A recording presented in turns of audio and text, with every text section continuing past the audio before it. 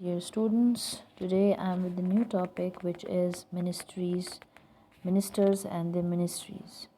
The three ministers that we are going to discuss specifically, they are Liaquat Ali Khan, Malik Ghulam Muhammad and Iskandar Mirza. Liaquat Ali Khan remained the prime minister after the death of Jinnah, but what he did that he switched the authorities. Like he appointed Khwaja Nazmuddin as the second Governor General of Pakistan with no authorities, and Prime Minister took all the authorities to run the state. The first the priority of Liaquat Ali Khan was to draw a constitution, but in 1948 we were actually struggling with many things, जिसमें सबसे important चीज़ जो थी वो थी पाकिस्तान का constitution हमारे पास नहीं था, लिहाजा and we were following the government of India act 1935. That was the most important thing and that constitution was basically made by the British. सो ये हमारी पॉलिटिकल सोशल प्रॉब्लम्स को तो सॉल्व कर ही रहा था, लेकिन हमें कुछ चीज़ें अपनी स्टेट के अकॉर्डिंगली भी ऐड अप करनी थी. उसके लिए Liaquat Ali Khan made a committee called basic principle committee and it was given the task कि आप लोग जी एक नया कॉन्स्टिट्यूशन बनाए. इन्होंने बना दिया. वो कॉन्स्टिट्यूशन तो नहीं था, but it was a kind of constitution, objective resolution जिसको कहते हैं. अब इसमें 3-4 चीज़ें हैं जो आपको पता भी है और नज़र भी आ रही होंगी. Number 1, that Pakistan would be known as an Islamic state. ठीक है, an Islamic state where all the fundamental rights of the human beings they would be provided to each and everybody. It wasn't said that कि सिर्फ जी मुसलमानों को होगा, सबके साथ अच्छा सलूक होगा. ये उन्होंने कहा.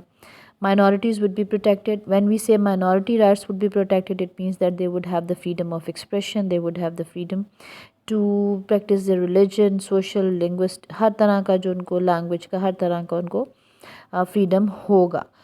Then equal number of seats for the East and West Pakistan. That was something which actually sowed the seeds of separation between East and West. अब उसमें हुआ ये कि ईस्ट पाकिस्तानीज़ को उन्होंने कहा जी कि हालांकि उनकी पॉपुलेशन ज़्यादा थी, लेकिन इन्होंने ये कहा कि इनकी पॉपुलेशन जो है वो है तो ज़्यादा, but in the national assembly they would be given equal number of seats. और जो नेक्स्ट पॉइंट था वो था language issue. Urdu was the national language of Pakistan. Bengali said that we are in majority, so Bengali should be the national language. So that was also that also became a problem. अब इस topic पे ना question जो आता है ना objective resolution पे, वो 2-3 तरह से आता है. उसमें ये होता है कि what kind of criticism did objective resolution face, और what reservations did people have with the objective resolution. इस तरह से आपको क्वेश्चन आएगा अगर आता है. तो उसमें होता ये है कि आपने 3 इसके पॉइंट्स बनते हैं. नंबर 1, उलमाज़ को इस पे एतराज़ था. उलमाज़ ने ये कहा that it is less Islamic. As we say that कि हमने पाकिस्तान को इस्लाम के नाम पे जो है वो हासिल की है, so proper Shariah should have been implemented. Secondly, East Pakistan had reservations. They said that we should have more number of seats as they had more population. तो उन्होंने बहुत शोर मचाया. They demanded more number of seats in the National Assembly, जो कि सही भी था.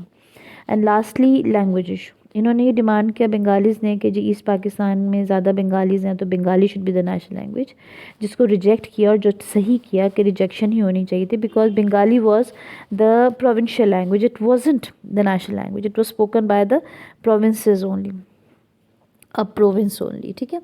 अच्छा, अब इसके बाद परोडा जो है ये एक लॉ था जिसमें public representative officers disqualification act.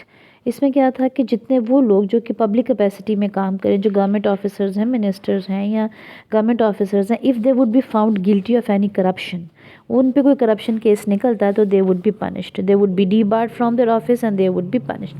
अब ये जो सज़ा थी ये अपेरेंटली तो हमें देखने में बहुत अच्छा लॉ लग रहा है, क्योंकि इसमें ये था कि जी अगर आप करप्शन करेंगे आपको सज़ा मिलेगी. So it was basically a good law. इस पे क्वेश्चन आता है दैट वाज परोडा गुड लॉ और अ बैड लॉ. तो ये अच्छा लॉ था, लेकिन it was not well executed. It was often misused against the political opponents. ठीक है.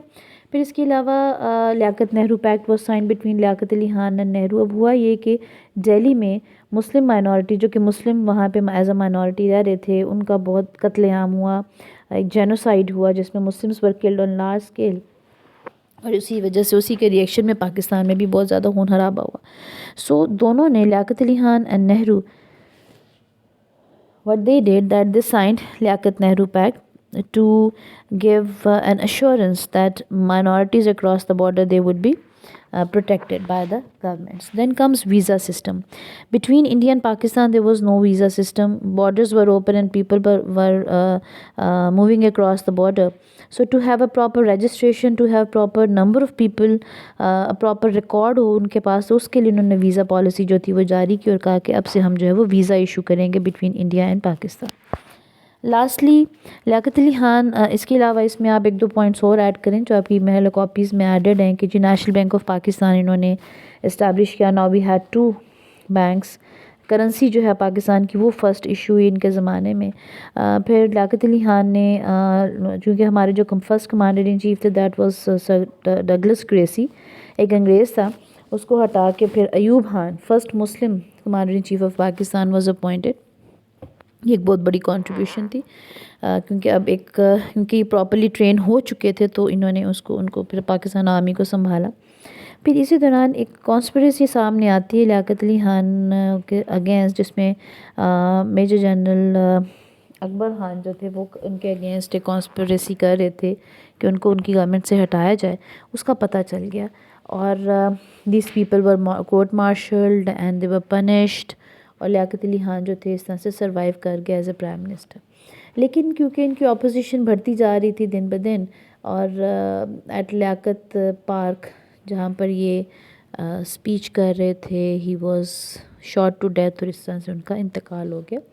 سو Liaquat Ali Khan died and he really did a lot for the Pakistan and he was the closest companion of Quaid Azam as well. سو اس طرح سے لیاقت علی خان کا جو دور تھا وہ ختم ہوا. ان کے جانے کے بعد جو نئے رولر آئے ان کا نام ملک غلام محمد تھا. اب یہاں پہ پاورز پھر سے سوئچ ہوئی. Malik Ghulam Muhammad became the governor general with all authorities, اور خواجہ ناظم الدین کو انہوں نے پرائم منسٹر بنا دیا. اب یہ ایزیلی سوئچ انہوں نے کر لیا. اب ان کی سوئچنگ میں یہ ہوا کہ جب یہ آئے ہیں ملک غلام محمد آئے تو ملک غلام محمد نے ایک 5 year ڈیولپمنٹ پلان دیا کہ within 5 years I would try to like جو انڈسٹریلائز کریں گے پاکستان کو, بہت سے ہم نے پلانس بنائیں گے. Second, Pakistan was producing jute. آپ کو بتایا ہوا ہے کہ 70% of the world crop Pakistan was producing, East Pakistan, but unfortunately we did not have any jute plant. We used to send our jute to India, they used to process it, پھر پاکستان آتا اس پہ خرچہ بہت ہوتا تھا, لہٰذا jute plant انہوں نے لگایا ایٹ نارائن گنج بنگال میں, ایسٹ پاکستان میں. ٹھیک ہے, یہ بنا, یہ ایک اچھی کنٹریبیوشن تھی. پھر آئل اور سوئی گیس جو تھی اس کو بھی ایکسپلور کیا گیا, that was another good thing. Then severe drought hit Pakistan, بہت زبردست جو فوڈ شارٹیج ہوئی جس میں بہت سی رائٹس بھی ہوئی, یعنی لوگوں کا ظاہر جب لوگ ڈپریس ہو جاتے ہیں اور کھانا پینا نہیں مل رہا تو پھر جھگڑے ہی ہوتے ہیں, اور government was not providing them. تو America gave us 1 million tons of wheat to provide food to the people of Pakistan. اس کے علاوہ اس میں ایک احمدی ایشو آتا ہے جس میں people of Pakistan specially ulema they demanded that Ahmadis should be declared non-Muslims and they should be removed from the high posts. لہٰذا وہ ایسا کیا گیا. اب یہ انریسٹ بہت زیادہ تھا پاکستان میں جس کی وجہ سے غلام محمد نے یہ سارے کا سارا الزام خواجہ ناظم الدین پہ ڈالا اور اس کو ڈسمس کر دیا, اور اب ایک نیا پرائم منسٹر یہ لے کر آیا جس کا نام تھا محمد علی بوگرا. اب ایک چیز آپ نے ذہن میں رکھنی ہے وچ از کہ ملک غلام محمد جو تھے he was a very authoritative governor general of Pakistan, and Bogra جو تھے وہ تھوڑے سے ڈفرینٹ تھے, وہ تھوڑے سے خواجہ ناظم الدین سے ڈفرینٹ تھے. اب یہاں پہ کویشچن آتا ہے کہ what was the constitutional crisis 1954 and 55, جو میں ابھی آپ کو بوگرا فارمولا بتانے لگی ہوں. ٹھیک ہے, اس پہ کویشچن یہ آتا ہے بوگرا فارمولا پہ, what was this Bogra formula. یہ بھی آتا ہے question what was Bogra formula, اور یہ بھی کویشچن آتا ہے کہ what was the constitutional crisis 1954-55. تو یہ میں بھی آپ کو بتانے لگی. اب ہوا یہ کہ یہ اسٹوری آپ کو پتہ ہی ہے کہ Malik Ghulam Muhammad went abroad for an official visit. پیچھے سے بوگرا نے جو ہے محمد علی بوگرا جو پرائم منسٹر تھے انہوں نے نیشنل اسمبلی میں ایک ایجنڈا, ایک وائٹ پیپر ایشو کیا جس میں انہوں نے ڈیمانڈ کیا that the powers of the governor general should be limited, all ministers should be from the National Assembly. کیونکہ ہوتا یہ تھا کہ زیادہ تر جو منسٹر جو غلام محمد نے رکھے ہوئے تھے وہ فوجی تھے، جن میں اسکندر مرزا بھی تھے، جس میں ایوب خان بھی تھے، جو کہ ٹھیک نہیں تھا، لیکن انہوں نے یہ رکھے ہوئے تھے. he used to take advice from all these people. پھر انہوں نے یہ بھی کہا کہ جو بھی کیبنٹ ہوگی، جو بھی کیبنٹ کہتے ہیں ایڈوائزرس کو، جو کہ گورنر جنرل کے تھے، so all the advisers, all the members of the cabinet should be approved by the national assembly. اگر تو وہ نیشنل اسمبلی سے ہیں تو پھر ان کو اپروول نیشنل اسمبلی دے گی کہ ہاں یہ کیبنٹ ممبر ہو سکتے ہیں. تیسرا اس نے یہ کہا کہ جی پروڈا جو ہے اس کو ابالش کیا جائے، کیونکہ پروڈا کو یوز کرتے ہوئے بہت سے پالیٹیشنز جو ہیں، جو بہت سے رولرز تھے what they used to do, کہ اس کو مس یوز کرتے تھے اپنے پولیٹیکل رائیولز کے اگینسٹ. تو جب اس نے یہ وائٹ پیپر نیشنل اسمبلی میں پریزنٹ کیا تو ہوا یہ کہ یہ 15 منٹ سے بل پاس ہو گیا. ٹھیک ہے، ابھی جب پاس ہوتا ہے اور یہ لوگ بہت خوش تھے کہ اب ہم نے ساری اتھارٹیز جو ہیں وہ اس کی کم کر دی ہیں گورنر جنرل کی، بٹ بیسیکلی وقت نے کچھ اور پلان کیا ہوا تھا.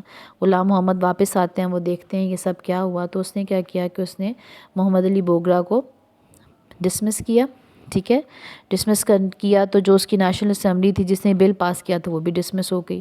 ڈسمس کرنے کے بعد اس نے اسی محمد علی بوگرا کو دوبارہ جو ہے وہ ری اپوائنٹ کیا as a prime minister, just to show کہ جو تم نے بوگرا فارمولا پاس کیا اس کی میرے نزدیک کوئی اہمیت نہیں ہے. Secondly he wanted to show that PRODA ہے یا نہیں ہے، آئی ہیو دا اتھارٹی، تو اس نے اس کو ری اپوائنٹ بھی کیا. لہٰذا اس طرح سے ان کے کلیشز جو تھے وہ اتنے زیادہ بڑھ گئے کہ جو نیشنل اسمبلی کے اسپیکر تھے مولوی تمیز الدین، وہ کیس لے گئے غلام محمد کے اگینسٹ سپریم، پہلے سندھ ہائی کورٹ میں لے کے گئے. سندھ ہائی کورٹ نے کہا that Ghulam Muhammad was wrong, ان کو ایسے نہیں کرنا چاہیے تھا. ٹھیک ہے، یعنی ان کو اسمبلی ڈسمس نہیں کرنی چاہیے تھی. آن دا ادر ہینڈ غلام محمد ظاہرہ وہ گورنر جنرل تھے، وہ یہ ایشو لے کے چلے گئے سپریم کورٹ میں، اور سپریم کورٹ نے کہا that Ghulam Muhammad is innocent, انہوں نے جو کیا وہ ٹھیک کیا. لہٰذا ان کا جو کیس تھا وہ خارج کر دیا گیا. لہٰذا اب ہوا یہ دیٹ غلام محمد کافی بیمار ہو گئے، ان کی بیماری کی وجہ سے پھر ان کو ریزائن کرنا پڑا. So that was the end of Malik Ghulam Muhammad government. Moving on to Iskander Mirza. Iskander Mirza was the third person who actually ruled that dark era. Iskandar Mirza was the first president of، بنا یہ گورنر جنرل تھا لیکن اس نے آ کے کیا کیا کہ اس نے نیا کانسٹیٹیوشن بنایا 1956 کا. یہ پہلی بار تھی کہ پاکستان کا کوئی نیا کانسٹیٹیوشن بنا. اس میں سب سے پہلے ہوا یہ کہ جب یہ آیا تو اس سے پرائم منسٹر محمد علی بوگرا کو ڈسمس کر دیا، کیونکہ اس کا یہ خیال تھا کہ محمد علی بوگرا میرے لیے ایک تھریٹننگ پرسن ہو سکتا ہے. سو he dismissed him. He appointed Chaudhry Muhammad Ali and he gave him a task that you have to make this constitution 1956. اب جو کانسٹیٹیوشن 1956 کی جو سب سے بڑی امپورٹنس ہے وہ یہ ہے کہ it actually ended the control of British monarch. 56 تک ہم برٹش مونارک کے کنٹرول میں تھے، کوئین کے کنٹرول میں تھے. کیونکہ ہم ان کا کانسٹیٹیوشن 35 فالو کر رہے تھے، 1935 والا. وہ ختم ہو گیا. یہ نیا کانسٹیٹیوشن نے پریزنٹ کیا جو ہم آلریڈی کلاس میں ڈسکس کر چکے ہیں.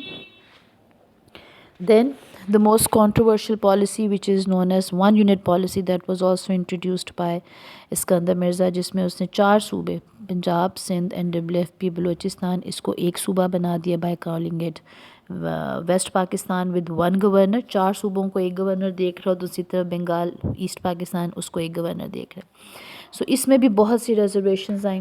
Waste Pakistanis had reservations. اس پہ بھی کویشچن آتا ہے کہ 1 یونٹ پالیسی نے کیا کرائسس کریٹ کیا. سو اس میں ریزرویشنز کیا تھیں؟